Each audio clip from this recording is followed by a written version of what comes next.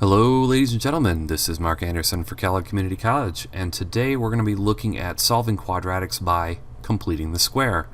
And we are going to complete the square, and I will also preface that in this video that we are all going to keep some very basic examples of completing the square. There will be another video made with advanced tactics for dealing with situations when the middle term of a trinomial is not even. Also, when the first term of the trinomial is not 1. The reason why I'm splitting this in two videos, this dealing with the basic concepts, is because this is where you can easily most see why we complete the square and how we do it. In fact, I kind of keep all those other problems for the quadratic formula because the quadratic formula would be better used to solve for them. But I will keep to the basics for this video, as I see this is a very good starting point if you are trying to grapple with what it means to complete the square. And I'm going to do so by actually, instead of giving you this magic formula right here, I want to actually show you this trinomial, which is x squared plus 16x plus some number. Now we don't know what that number is, but what we want to create is we want to create a answer where I have an x plus some number quantity squared. And I want to know what that number goes right here. Now, the reason why I can get that is because I'm going to have you draw, if you have this worksheet in front of you, or if you're trying to follow along, I want you to draw a square. I want you to put an x and an x here, because what this is going to make is it's going to make x squared like you would have in a if you remember those Punnett squares in biology class where you'd have XX and XY chromosomes.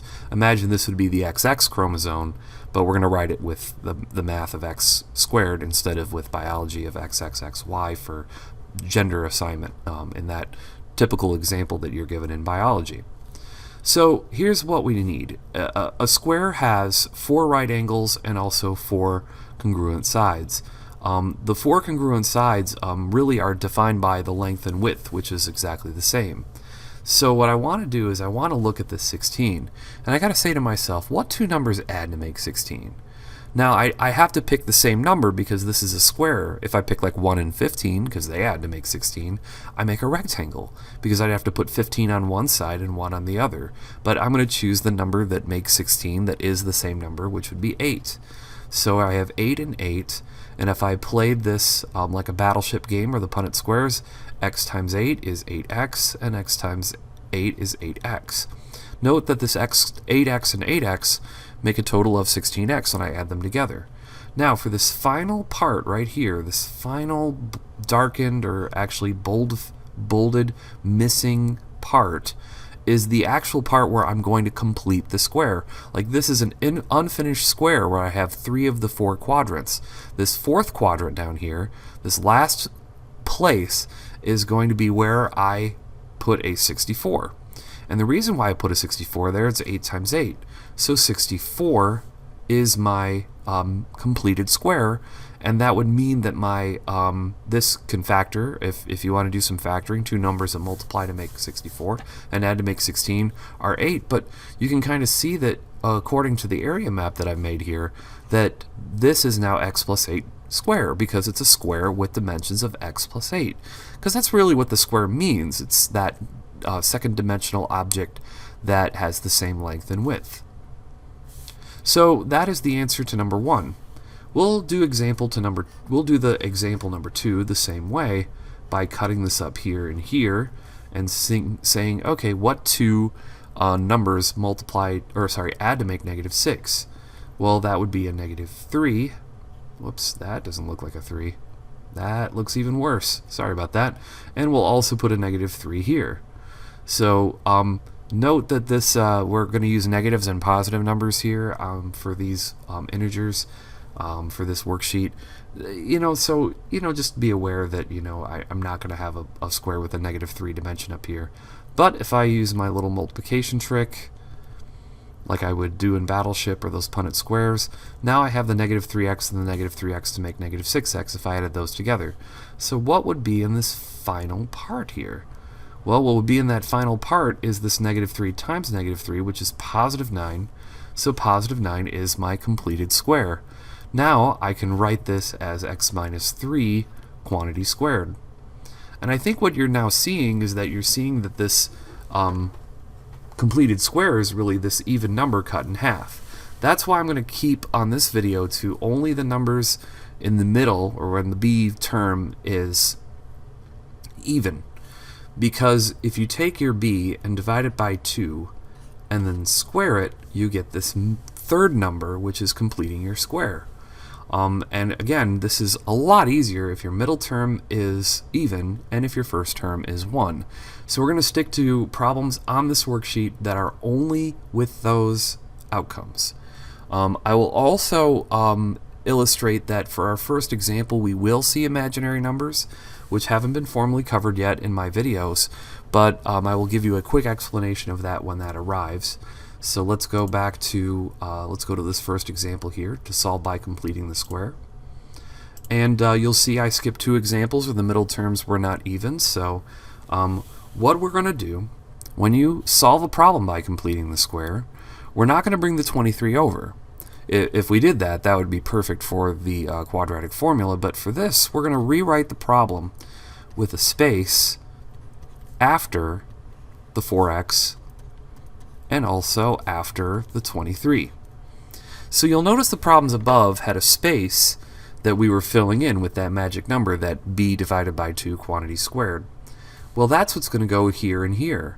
And it has to go on both sides, because whatever you do to one side of the equation, you have to do to the other. So I will now do the area map model just to kind of help with those who like that from the previous problems. So we'll have x's in the corner because of the x squared that needs to be made for the first term.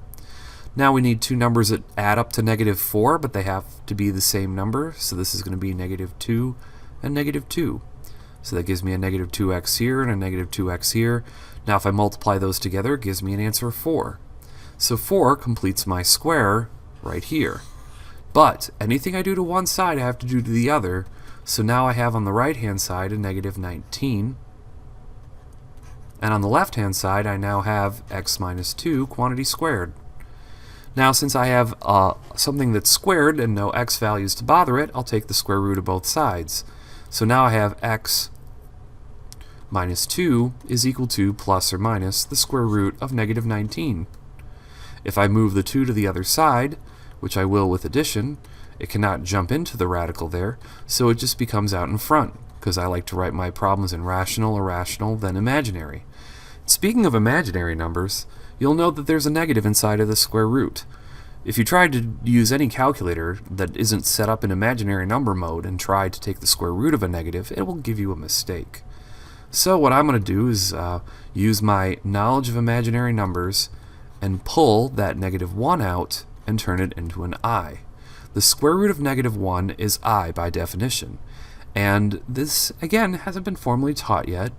I do have planned a video series going over I in depth, or imaginary numbers in depth.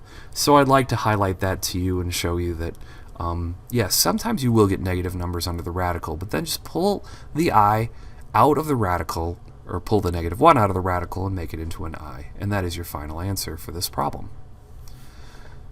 For this example, I'm going to move the 5 to the other side because I want to create that gap, create that space to complete my square, because although you may want to think, oh, this is factorable, it's completely not factorable, because the 5 cannot make a positive 6 since it's negative. It can make a 1 and negative 5, or a negative 5 and a 1, but can't make that 6.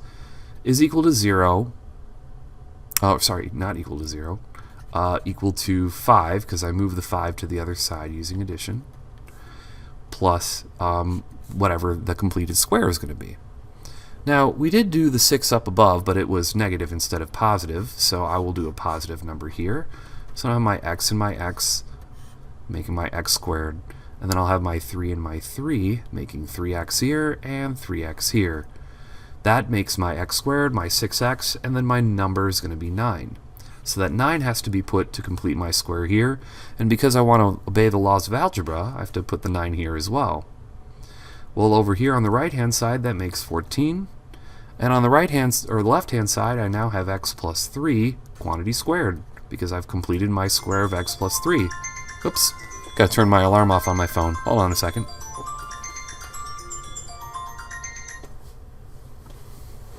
That was the alarm telling me to take out the garbage tonight. Thank you, Siri. Alright, so now I'm going to take the square root of both sides. Whoops. Take the square root of both sides. There we go. And that gives me x plus 3 is equal to plus or minus the square root of 14. If I move the 3 to the other side, I get x is equal to negative 3 plus or minus square root of 14. And notice the 14 was positive, so I don't have any imaginary numbers here. And that's the end of my answer. That's the end of the problem there. Negative 3 plus or minus the square root of 14 can be approximated using decimals, but those are the two locations where this parabola hits the x-axis. Now, in previous lessons, you might have basically been told to write this down as prime, but it actually does have a factorization. It's just that you probably wouldn't have guessed to use radicals, to figure it out. Now again, I'm going to skip any values where the x's in the middle are not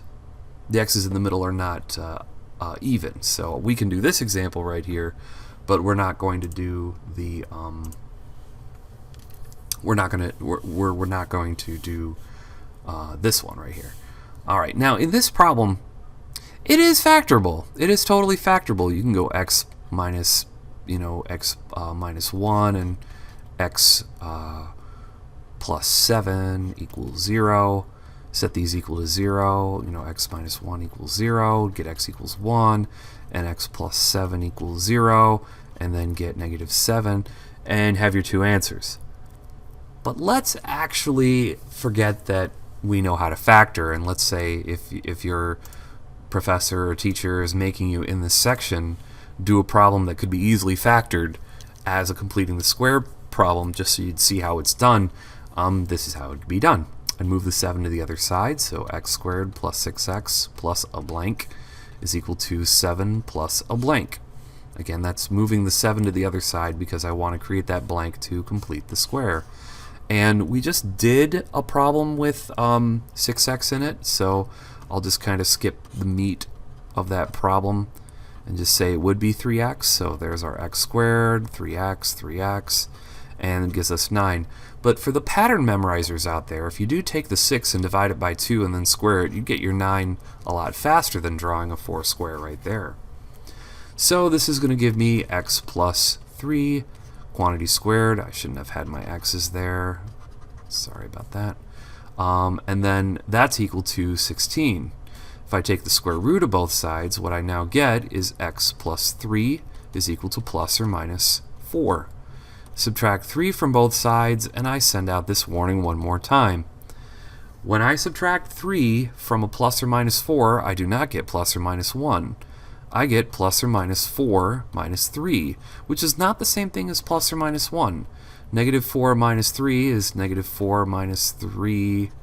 Sorry, positive 4 minus 3. Let's do the plus of the plus minus first. So positive 4 minus 3 is going to be a 1, and positive 4 or negative 4 minus 3 is not going to be a negative 1, it's going to be a negative 7. But we showed that in the previous example of factoring that your answers would be 1 and negative 7. Well, here's the actual show of that. This is 1 and negative 7. Okay, so if I look at these two examples here, both of the middle terms, both of the b terms are in fact even.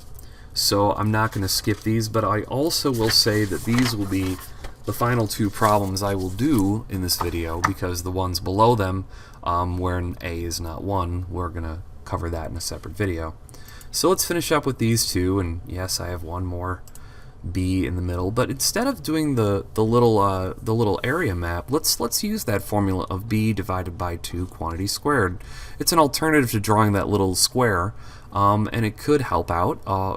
Maybe it would hurt. I'm not sure, but either way, it depends on who you are and what you find is most easy.